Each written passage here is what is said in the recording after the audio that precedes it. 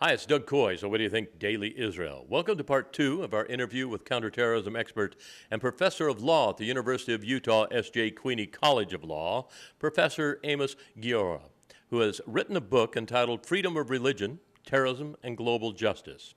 I started part two talking with Professor Guiora about the detainee question. I think the best way to put it, unpleasantly so, would be same old, same old.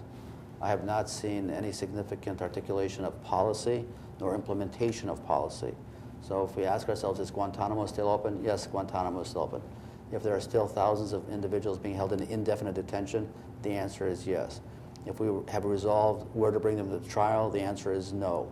If we have an administration that shockingly is recommending that Miranda rights not be extended to terrorists, the answer is yes. So if you take these four together as samples, then I would say that almost 2 years into the Obama administration, I have not seen any significant change in comparison to the Bush administration. So what do we do? What would be a good plan? Because, you know, I'm just talking as a citizen, and I see these people as being real threats. Right. They're currently under a military type of tribunal. Correct. Which you can hold them as long as you want. And as long as they're being held, then they're not a threat. But then also, what rights does that person have to say, wait a second, maybe I wasn't that much of a terrorist? You know what I'm saying? So the first thing I believe that has to happen is we have to define terms. Okay. We have to define what is terrorism. Mm-hmm. Go back to your first question to me. So for instance, in the American paradigm, the State Department, the FBI, and Department of Homeland Security and Department of Defense amongst themselves can't agree what is terrorism. So first thing to do is to define terrorism. The second thing to do is to define what rights and status do we give terrorists, and the assumption that indeed terrorists have rights. Then we have to define what are threats, the distinction between direct threats and indirect threats. We have to ask ourselves, what are we seeking to do in counterterrorism? How do you do resource allocation? How do you do resource prioritization? How do you engage in cost-benefit analysis? The process here is the important word, to create a policy and then implement it that on the one hand protects the state with the understanding that you can't protect everything all the time, and that also absolutely guarantees rights to individuals with the understanding that people who have suspected of committing crimes need to be tried. And it's essential to emphasize here that this 10 years later that we're holding the United States, holding thousands upon thousands of individuals without enabling them to have a trial, I suggest is a fundamental violation both of international law and of constitutional law. In regards to the Obama administration and where they're going, the executive has a lot of power. Is that a good thing? Well, executive power is a reality of the polity of the political paradigm. The question is what kind of restraints are imposed on it, checks and balances, by the legislature and the Supreme Court. So in the American paradigm, both Bush and Obama exercise extraordinary executive power. In both cases, the Congress has pretty much abdicated its responsibility, and I would argue that the Supreme Court has largely acquiesced. So if you have a strong executive power, a weak Congress, and a Supreme Court that really refuses to really engage the executive from the perspective of checks and balances, separation of powers, I think it raises important questions as to what really is the right way to go forward. I would suggest the Supreme Court needs to be far more proactive and far more engaged in being critical of the administration. We have these guys, they're, you know, we went and got them, we're doing something, and to release them, let them go back on the streets would seem like a terrible thing to do. You know, you're going to feel a lot safer because, hey, look at what we've done over here. We've got all of these guys behind bars. If PR means perception, and if PR means a facade of security, then I would say yes. I mean, one can, for instance, look at the new rules at airports with the pat-downs and the scans. I would say that's a facade of security. Yeah, I was going to ask you about that. So if public perception is that we're safer, whatever that means, then perhaps from the administration's perspective, that's a good thing. But I don't think that's necessarily the case, because one of the important questions that goes unanswered here is what really is counterterrorism, and what are we really seeking to do, and what, in the same vein, what is homeland security? So if you go on the website of the Department of Homeland Security, you will see that there are 18 critical infrastructures that they are responsible for. There's no way you can protect equally at all times all 18, So what's lacking in this discussion is the whole idea of prioritization and resource allocation. Public perception perhaps is we're safer, but perception, one has to be careful with that because that leads to illusions and disappointment at the end of the day. I mean, politicians have to be careful with this perception.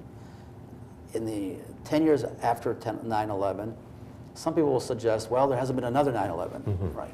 And I suggest that's kind of an odd way to look at it. You think about the train bombings in Madrid, you think about the train bombings in London, you think about the recently foiled attack in Belgium and the Netherlands. Last week, 20 people were arrested in the Netherlands and in Belgium. From the terrorist perspective, whether it happens in American soil and Canadian soil, it's not important.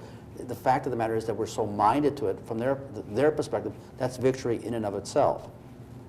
So the fact that there hasn't been another 9/11, perhaps from a perception, suggests we're being successful. I wouldn't jump to that conclusion. Sometimes I get this feeling like our security is more of a knee-jerk reaction to things. Where, a fellow had a bomb in the shoe, so now we take our shoes off. Right. Somebody had something in a bra, so now we're going to do a full body scan. And then there's even the more cynical minds that come along and say, even with the full body scans, the fellow that's putting that together has invested in the company that puts out the plane. No, that's right. I mean, that's almost a conspiracy theory, but there are a couple of interesting items to highlight here. In the immediate aftermath of last year's, the Christmas Day bombing, there were two new rules put out by TSA. One, that the screen that's in front of you on international flights would be blacked out an hour before landing, so you wouldn't know where you were, and that blankets and pillows that had been handed out to you before takeoff would be taken an hour before landing also. Public outrage was outrage. And so within, I think it was 48 hours, TSA backtracked on those two new policies. Why is that important? It's not insignificant. One, it's yet another indicator of a panic response, meaning there's no policy in place. So it's some rote, panicky response that doesn't serve the public well. The public responds negatively, and the policy immediately is deep sixth. That's not a very sophisticated way to go about doing this. In the same vein, I remind you that after the purported attempted bombings of the 13 planes that were going to leave London and fly to the United States, since that time we have to have a toothpaste this size rather than toothpaste this size. You can't carry liquids, you can't carry this, and you can't carry that. Why? Unclear. Somebody gave me an interesting example the other day. You can buy duty-free alcohol, board the plane, and as I understand it, alcohol is combustible. And so there's this extraordinary inconsistency that, again, this is not reflective of policy. I even go back to 9/11. I understood from some friends of mine that are in the industry that the American Airlines and different ones had come to Israel and said, hey, El Al, you got some good security stuff happening here. You're the best in the world. What can we do? And one of the suggestions were proactive. Right. Lock your door. Right, the cockpit door. Lock the door. How simple is that? And now when we look back, we say, man, now the knee-jerk reaction is doors are locked, which is a good thing. It's a good thing. But the proactive side of things, are you optimistic about the future and what the war on terror is going to be? If you're, say, 5 years from now going down the road, are we making inroads, or what's it like out there? I mean, you have your hand on the pulse there. I think, as I said somewhere else, this is the new 100-year war. 100-year war. 100-year war. And I think we need to take a very long-term view of this. And the fact there's no terrorist attack today doesn't mean there won't be one tomorrow. What is true is that you fall into this routine of no attacks, and you say, well, it's behind us. And every time there's an attack in Fort Hood, Texas, 42nd Street bombing in New York, they fell at the airport in Detroit, Portland, which you're right to discuss, reminds all of us that it's out there all the time. I have no doubt that the FBI and the American paradigm is making every effort at all times to try to reach exactly the cells you're mentioning. They're also sometimes lone wolf actors, right? I mean, the guy from Fort Hood, Texas was a lone wolf incited. I mean, we also have to ask ourselves, what I mentioned earlier in terms of the person who's inciting, what do we do with that? This really does require asking ourselves some really difficult questions and having a difficult conversation. And these are not easy questions. One of my concerns 10 years later is that in many ways 9/11 is perhaps a forgotten event. It's also not the classical terrorist attack. The classical terrorist attack, for instance, in the Israeli paradigm, is day in, day out. 9/11 was a one and off, right? That's not what the traditional model. And so we need to really ask ourselves, How do we protect ourselves? To what extent do we protect ourselves, and who are we protecting ourselves against? That requires a kind of frank and candid conversation that government is hesitant to have, I believe, and I think the body politic is uncomfortable having. But to your question, I don't see any choice but to have this conversation.